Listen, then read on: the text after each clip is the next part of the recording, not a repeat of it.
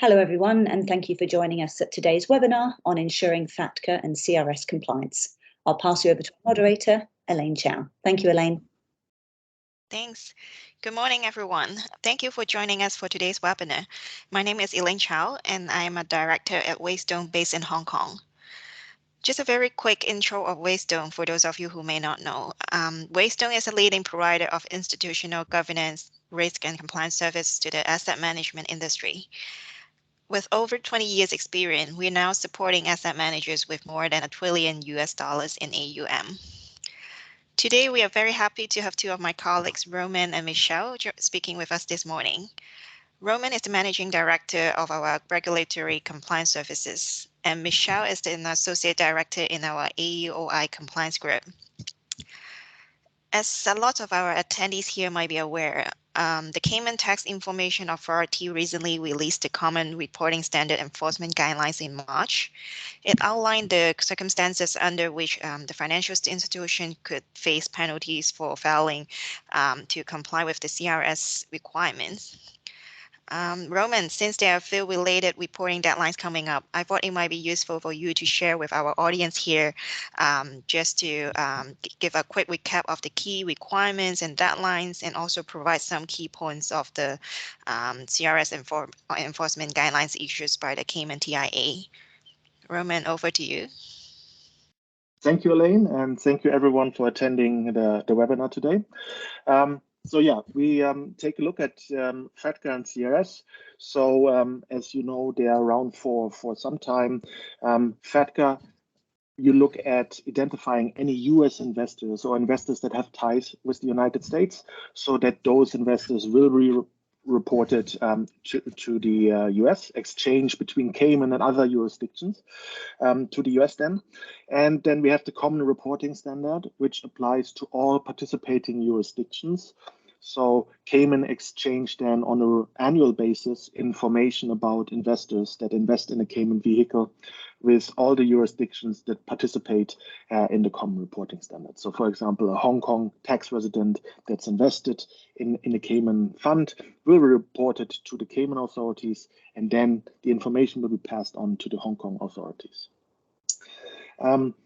So the deadline for FATCA and CRS returns for the 2021 reporting filing will be July 31st, 2022. Please note that's a Sunday, so the authorities might issue a guidance that it will be actually August 1st, because that's the Monday. In addition, in Cayman, as you're probably all aware, we have also the CRS compliance form. And this compliance form was introduced in 2020. The purpose of the form was really, since the Cayman Islands don't have a tax system and don't have many information about financial institutions, investors, and so forth, the OECD asked the Cayman Islands to collect more information, and also the Cayman Islands wanted to collect more information so they have a better tool to then, have a target audit approach. So they have more factors that they can choose from in order to determine which entities to select for an audit. And the CRS compliance form looks at a couple of different sections. First of all, it looks at information about the fund. Is the fund CIMA registered, and so forth. So they can also link back then with CIMA, see if all the filings with CIMA are up to date.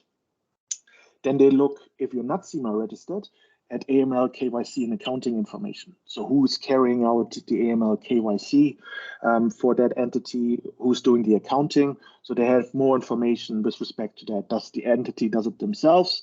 So there might be a higher chance that, or moves it higher in the scale of being picked for an audit. And the two main sections are really the financial account data information about non-reporting information, investors. So you have your reportable investors that are reported to the authorities, and then you have the ones that are not reported to the authorities. But now the CRS compliance form captures those investors. You don't have to list them individually, but you have to provide the number, the aggregate number of each bucket. So you have a bucket for US person, you have a bucket for FIs, So you have 4 different buckets, and you have to classify your non-reportable investors in those, and also provide the aggregate NAV that is allocated to those buckets. So then the authorities have an idea what the total NAV is of the entity, what portion belongs to the reportable investors, and then what is allocated to the non-reportable investors. So they have a better idea, a better matrix of which entity to pick for an audit. And last but not least, you have the written CRS policies and procedures. So these are entity level policies and procedures, not your administrator's policies and procedures. It must be specific to the entity. It has to lay out who at the entity is responsible for reviewing the information, for making the filings, and so forth. So it's really entity specific. And the deadline for that filing is September 15th of 2022. And maybe the last point important on this slide. So the CRS compliance form should really show the other participating jurisdictions that the Cayman Islands take it seriously, the introduction of CRS. And now when we look at the enforcement guidelines, that's the next step, to not only say we are introducing these the common reporting standard, but we also have measures in place to enforce it. If you can go to the next slide, please. So there are some highlights of the CRS enforcement guidelines. They were issued March 31st of this year. So they were issued by the authorities for, and also laid out the process for how they take actions under the enforcement guidelines, and also for the first time, the penalties that are related to this enforcement. So before, if someone would ask us, what are the potential penalties, we could say, the maximum amount is this, but we could not really say, if you miss a filing, the penalty will be this. If you don't have written policies and procedures, it will be that. So this is now clearly defined with the issuance of this enforcement guidelines.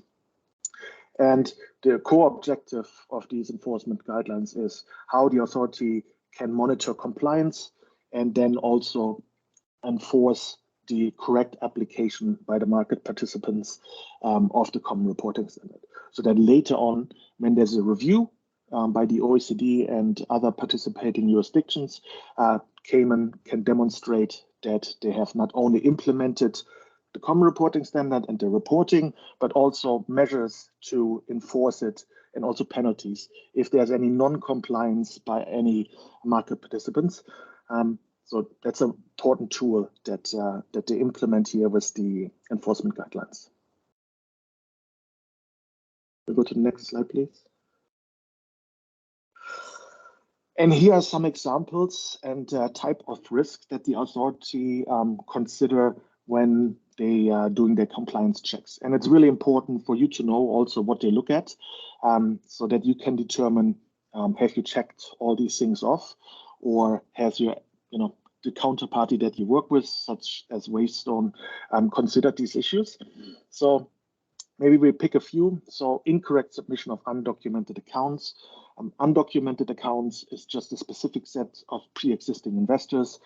So you need to ensure that for new investors, you collected all the data and reported them to the participating jurisdiction.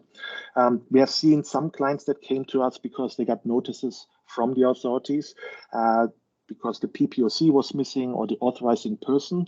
So that will be now also an offense under the enforcement guidelines. So you need to ensure that all your accounts are correctly set up. Incorrect entity classification. That relates also to investment managers, investment advisors, but really everyone. You need to be able to demonstrate why you chose a certain classification and why the entity was registered in that way on the portal. So it's really important to document and to know the classification of the entities. Failure to register with the portal. Again, we got some clients that ask, yeah, we got this notice, our general partner is not registered, is not invested in the fund, what should we do? Well, while it's not reporting on an annual basis, the authorities want to capture the universe of all the entities, of the fund entities. And the general partner is really conducting the business on behalf of the fund, so it needs to be registered. And with all the other bits and pieces we talked about the CIMA number will be captured and other details. So the Cayman Islands will create a framework that will allow them that different authorities can talk to each other, that CIMA and TIA can talk to each other. And so it will be easier for them to find out which entities should have registered and failed, or which classification they should have picked. Then the next two, the failure to submit a CRS, a declaration or compliance form. So that's an easy one to spot for them because those two filings should be made by everyone. So you have to ensure that you completed those before the deadline, because otherwise, and we will see it later, an automatic penalty will apply, like in many other jurisdictions. So Luxembourg, Ireland, there are also automatic penalties if you miss a filing. And then the last two is really incorrect reporting or failing to report a reportable account. So you have to ensure that all the accounts that are reportable are really included in the return, or if you have different returns to different jurisdictions, you have to make sure that all of them are filed. And then on top is the filing declaration. And as we have seen in the past, the authorities are now also asking for tax identification numbers and date of birth to be provided in these returns. You have to collect them.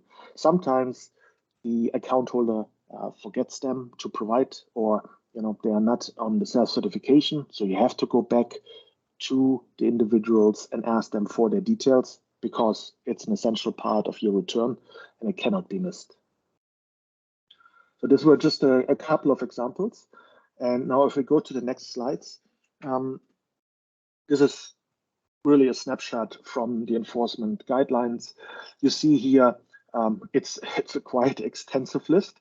As I said before, we had, before I could not tell you really what would be the penalty if you missed the filing. But if you look at this, if you start at the beginning, now I can tell you, if you don't have written policies and procedures for your entity, the penalty can go up to 7,500 Cayman dollars. So remember, all these numbers are in Cayman dollars, and the Cayman dollar is roughly 20% more than US dollars. So you're looking at roughly more than 10,000 US dollar penalty. And you will see the first couple of items are really the items that you have in a CRS compliance form, where you certify on an annual basis that you have established and maintained written policies and procedures, you implemented and complied with them.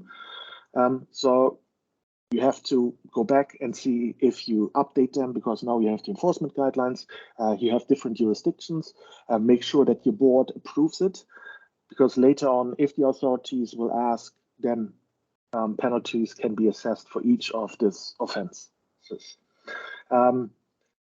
Another one would be, and this is quite high, the failure to register on the DITC portal by the notification deadline, which is April 30th, is 37,500. So that's quite high. So if you set up new entities, make sure you register them so you have them already on the portal, and don't miss it next year if it's a new entity. And hopefully all your entities are registered already that were in existence in 2021. Another one, you see also what we just discussed before.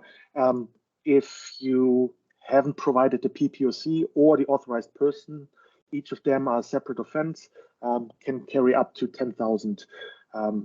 And then what we touched on before, if you fail to submit a CRS return, or if you fail to make a declaration, it can go up to 10,000 Cayman dollars. So it's quite a number of offenses, and so it's really important to analyze them and to understand what you have to look at in order to be in compliance with CRS, because now we have this detailed catalog of offenses. And we know what the authorities are looking for. So we need to keep that in mind if intrusion and view the investors. So we have to see that all the dates, the birth dates and the place of birth are there. And also then keep in mind that all returns have to be filed by the deadline. Otherwise, we could be subject to penalties. If we go to the next slide, please. Okay, and this is just a little overview. So the authorities, it's called this primary penalty. The primary penalty can go up to 50,000 Cayman dollar, and they cannot impose this penalty more than a year after they becoming aware of the offense. And there's then also a limitation of when they can assess the penalties. So it's 1 year after becoming aware of the offense or 6 years after this offense happened. Please note also there this offense catalog that we just saw with the penalties for different offenses, but there's also a continuing penalty of 100 Cayman dollars per day. This offense is outstanding, so that can ramp up if you don't know about it or didn't identify it or address it. So $100 a day could be added to the penalty.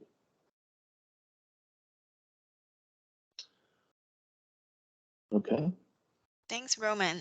I think this was really helpful to know about the enforcement guidelines. We also got some fund managers asking about the update on the DITC portal and also the deactivation function. Michelle, over to you. Perhaps you can just give us a quick update on that. Thank you, Elaine. Thanks. I guess over the years, a lot of people are having questions regarding to the FI deactivation functions in the DITC portal. In the beginning of the year, the DITC portal now has the functionality to deactivate a financial institution, which we usually face it as a FI from the DITC portal, where the entity has ceased to exist or is otherwise no longer considered as a Cayman reporting FI. To deactivate an FI from the DITC portal, our reporting obligation must be complete before the principal point of contact, which we call it as a PPOC, to submit a deactivation request. This obligation includes a CRS return, the CRS filing declaration, and the CRS compliance form for each year of the FI which had reporting obligations. In order to submit the deactivation function, evidence of dissolution is important and is mandatory to submit for each returns. So if you have, the most commonly known will be the certificate of dissolution or the strike-off. If you're dealing with a trust, then a trustee that clearly indicate the FI name and the date of terminations. Or if you're dealing with a segregated portfolio, then for the deactivation request, you should upload the directed resolution to terminate the sale of an SPC. It is very important for the retention of the information as well. So when submitting an FI deactivation request, the PPOC is required to indicate the contact information of the person who will retain the FI records for a period of 6 years following the date of the deactivation from the DITC portal. It is required as per the CRS regulations, and it is very important to ensure the tax information authority that is able to perform the monitoring function and to respond to the requests from the jurisdiction to which the CRS data has been exchanged over the years. Next slide, please. Okay, it is also important to remind you guys about a little bit updates for the 2021 CRS reporting jurisdictions. Reporting financial institution must report to the DITC portal for all the reportable tax residents. The commonly well-known reportable jurisdiction in Asia will be, for example, Hong Kong, China, Singapore, or UK, etc. An updated list of the CRS reportable jurisdiction has been published in the Cayman Island Gazette, which issued on the January 31st, 2022. A little bit updates, for example, Jamaica, Kenya, and Morocco has already been added as a reportable jurisdiction for the 2021 reporting period, which the report will be due in 2022. Meanwhile, Kuwait has been removed from the list of the reportable jurisdictions. Just a friendly reminder, it is always recommended to check the updated CRS reportable jurisdiction before proceed to any CRS filing. All right, back to you, Elaine. Thank you. Thanks, Michelle and Roman, for sharing all this useful information. Our AEOI compliance group is dedicated and experienced in AEOI matters, and we can provide bespoke solutions of the AEOI service, including all the items on this slide. Besides the annual report filings, we can actually provide a wide range of service depending on your need, just to ensure compliance of your entities with the AEOI obligations. We can actually cover more than 26 reportable jurisdictions, but not only limited to Cayman. Roman, perhaps would you also want to provide a bit more details of our AEOI service offerings here? Yes, sure. So like you said, we help funds in over 20 jurisdictions. So we help also Hong Kong-based funds, Singapore-based funds, but also Cayman-based funds. And a lot of the investment managers on this call have probably also Cayman entities. And we can really customize a solution that fits your needs.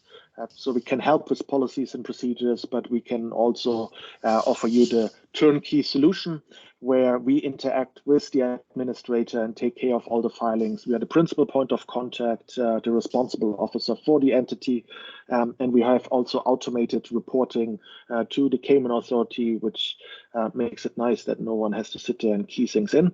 We can also provide a gap analysis. So if you have done things in-house, or if you have a provider but you're not sure with certain things, we can come in, help you to review, point out areas where things might need to be documented, obtained, or whatever the case may be. So it's really, if you have questions, please feel free to message us, and we can work something out for you. Yeah, I think we are almost running out of time. So as Roman said, if you have any questions on the AEOI matters, feel free to reach out to any of us at Waystone, and we are more than happy to talk to you. Thanks everyone for joining us today, and I hope you all find the webinar useful. Wish you all a very good day. Thank you.